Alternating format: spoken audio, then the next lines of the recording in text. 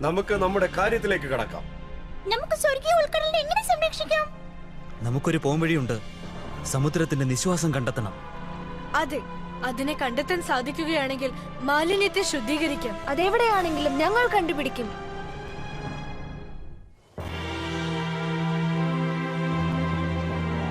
Wings transform, magic wings. Cyrus, blue dragon flame in the fairy. Stella, shining sun in the fairy. Techna, ടെക്നോളജിയുടെ fairy. Flora, പ്രകൃതിയുടെ fairy. Musa, മ്യൂസിക്കിന്റെ fairy. Layla, വേവ്സിന്റെ fairy.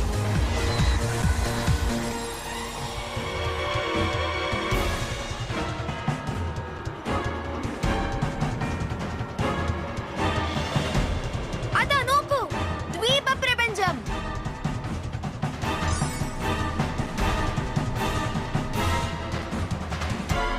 ഇത് മുഴുവനും സമുദ്രത്തിന്റെ അടിയിലായിരിക്കുന്നു. പക്ഷെ സർനെക്സിന്റെ ശാപം സമുദ്രനില താഴ്ത്തി. ഓ, അതാണ് ഇതിങ്ങനെ കാണുന്നത്. വിചിത്രമായി. വിചിത്രമോ അല്ലയോ, സമുദ്രത്തിന്റെ നിശ്വാസം അതിന്റെ അടിയിൽ എവിടെയോ ആണ്. നമുക്കത് കണ്ടെത്തണം. വരൂ വിങ്സ്.